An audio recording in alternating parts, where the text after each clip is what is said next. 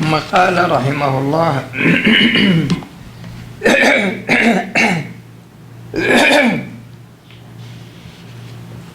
في تعريف أصول الفقه، والمقصود بالتعريف هنا هو الاصطلاحي.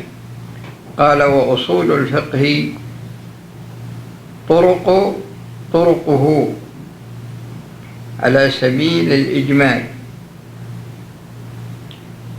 وكيفية الاستدلال بها.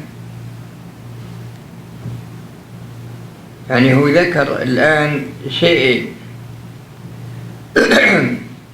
وكذلك في شيء ما ذكره هنا، وهو طرق الترجيح، الموازنة بينها والشخص الذي يتولى هذا وهذا. كما ذكرت لكم سابقا أن أركان أصول الفقه 4: الحكم والدليل والدلالة والمستدل. فالتعريف لا بد أن يكون شاملا لهذه 4، لا بد أن يكون شاملا لهذه 4، وهذا هو التعريف الاصطلاحي.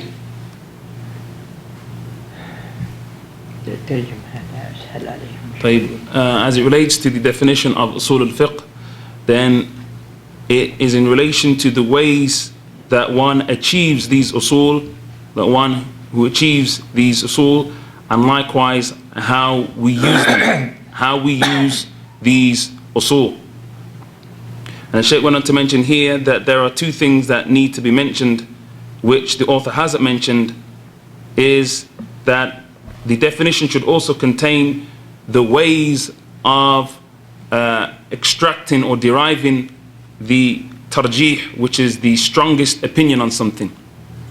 So it is the general ways of understanding the texts and how we utilize the texts, and the ways of arriving at the strongest opinion upon our contemplation of the texts, and likewise the one who is able to do that tarjih and make that ijtihad.